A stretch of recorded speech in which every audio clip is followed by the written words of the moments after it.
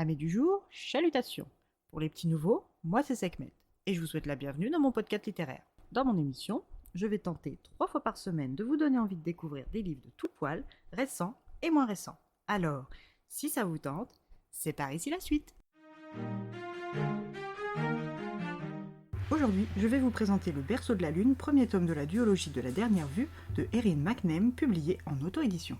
Dans ce roman, nous allons rencontrer Rose, notre narratrice. Quand nous la rencontrons, Rose a 60 ans et nous sommes en 2040. Elle est sur le point d'interviewer la ministre française des Affaires étrangères et des droits de l'homme, Liane de Beaumont. Cette charismatique jeune femme est sur le point de faire une conférence de presse mondiale pour faire une annonce choc. Rose a le privilège de la rencontrer seule à seule et en avant-première. Cet article sera son dernier et peut-être aussi son meilleur, mais en attendant que la ministre lui ouvre les portes de son bureau, Rose se remémore son passé en faisant les 100 pas dans une des galeries du Quai d'Orsay. Elle remonte en 2008, année charnière dans sa vie de journaliste mais surtout de femme. Rose est une jeune femme à qui tout sourit. Belle blonde au corps svelte et à l'aura solaire. Elle est une séductrice qui aime croquer la vie à pleines dents jusqu'au jour où elle rencontre Julien. Avec lui, elle entrevoit l'avenir, mais le rêve s'achève quand il décide de la quitter pour une autre. Son ego est blessé et elle tente de le reconquérir, non pas par amour, mais par fierté. Malgré ses dépenses irraisonnées, c'est un cuisant échec. Pour faire oublier à son harceleur de banquier, Monsieur Dumarquet, que son compte est dans le rouge, elle accepte d'aller dîner avec lui. Le repas, bien que délicieux, est un supplice. Elle espère en finir vite quand un signe providentiel lui est envoyé. Elle s'évanouit en voulant se rendre aux toilettes et finit dans une ambulance aux côtés d'un Apollon en blouse blanche, le docteur Benjamin Dubois. Ce gendre idéal est aux petits soins jusqu'à l'arrivée aux urgences et à la réception des résultats sanguins. Rose est en parfaite santé et enceinte de 6 semaines. Après cet électrochoc, Rose est d'une part débarrassée de son banquier et d'une autre part dans l'obligation d'en informer Julien. Comme elle s'y attendait, le père refuse d'assumer ses responsabilités. Elle mène à bien cette grossesse entourée de sa meilleure amie Natacha.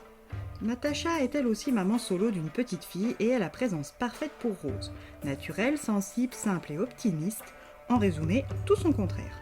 Après une grossesse idyllique, Rose met au monde le petit Ben. Toutes les étoiles semblent briller après l'abandon de Julien. Puis Ben disparaît subitement et sans raison médicale à seulement 5 mois. Rose est dévastée. Elle s'enferme dans son appartement, prend un congé sans solde et noie son chagrin dans l'alcool et la malbouffe. Sa solitude est rompue uniquement par les visites de Natacha et de sa fille. Cette nouvelle routine s'accompagne d'un état léthargique jusqu'à ce jour d'août 2008. Le téléphone sonne sans s'arrêter jusqu'à l'obliger à sortir de son lit pour décrocher. À l'autre bout du fil, c'est sa patronne, Alexandra Biderman, la papesse du groupe Avenir Éditions auquel appartient le journal La France d'aujourd'hui, un hebdomadaire pour lequel elle écrit depuis des années. En ce 1er août, elle n'est officiellement plus en congé et doit, si elle ne veut pas en plus d'être en deuil, être sans toit, retourner travailler.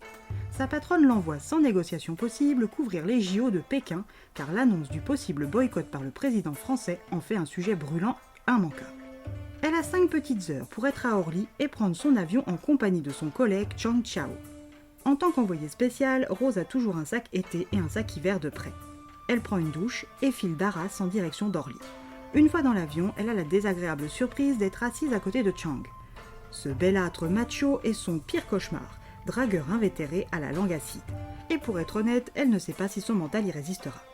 À sa plus grande surprise, Chang se montre moins venimeux que d'ordinaire. Il est presque poli et respectueux. Il lui propose même d'échanger leur place. Dans sa situation, il ne pense pas qu'affronter une foule en liesse soit bon pour elle, et encore moins de devoir potentiellement interviewer le président et la première dame. À la base, il doit couvrir un sujet intitulé « La route du poivre », mais ce sujet cache en réalité qu'il doit interroger des habitants du Sichuan, une région frontalière avec le Tibet, pays avec lequel la Chine entretient des relations houleuses et secrètes. Si elle veut du calme, du verre et de l'évasion, elle sera servie. Chang ne veut pas aller faire ce reportage car c'est sa région natale, et comme sa mère est morte sans qu'il n'y ait été aux funérailles, la situation avec sa famille est tendue. Rose accepte d'échanger leur sujet. Une fois arrivée à Pékin, elle embarque pour Daocheng via Chengdu avec une liasse de dollars américains en poche et un kawaii en sac. Après un vol plus que particulier, elle arrive à bon port. Ne lui reste plus qu'à trouver son guide touristique. Parmi les gens qui attendaient les passagers, se trouve un homme dont elle n'arrive pas à détourner les yeux tant il lui rappelle quelqu'un sans pouvoir autant arriver à le remettre. Il porte un blouson noir, a une carrure de bûcheron et porte un sac de randonnée sur son dos. Ses cheveux recouvrent sa nuque et sont d'un noir de jet brillant. Ses traits sont aussi parfaits que ceux d'une statue de dieu chinois, avec ses sourcils bien dessinés et ses jolies fossettes. L'inconnu vient vers elle et se présente comme étant son guide, Changli Chao, le frère jumeau de son collègue Chang. Rose se rembrunit en un claquement de doigts et passe de l'admiration à l'aversion. Chang est un filou, en plus de lui faire risquer le chômage, il la confie à son double. Rose se le promet, il ne l'emportera pas au paradis. Les débuts entre Changli et Rose sont un peu difficiles et tendus, mais dans la forêt chinoise près de la frontière tibétaine, il vaut mieux rester soudés. Leur périple ne fait que commencer quand ils découvrent un nouveau-né abandonné. La politique de l'enfant unique a encore fait une orpheline. Rose, qui vient de perdre son petit Ben, aura-t-elle la force d'aider cette petite fleur sans défense ?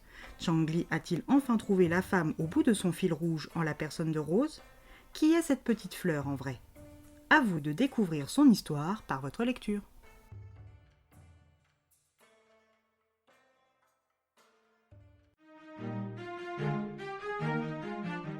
Un premier tome qui se lit tout seul, un duo qui fonctionne bien, un thème traité avec justesse, le tout saupoudré de magie, d'organisations secrètes et de prophéties anciennes. Que demander de plus si ce n'est le tome 2 ? Et bien voilà, j'en ai fini pour aujourd'hui. J'espère que cet épisode vous aura plu et vous aura donné des nouvelles idées de lecture. Si vous souhaitez découvrir d'autres petits bonbons littéraires tout droit sortis de ma bibliothèque, je vous retrouve le samedi 28 juin prochain pour un nouvel épisode. Et si d'ici là je vous manque de trop, n'hésitez pas à me rejoindre sur mon compte Instagram, @leslectures de Sekhmet. Sur ce, chalut les amis, et à la prochaine!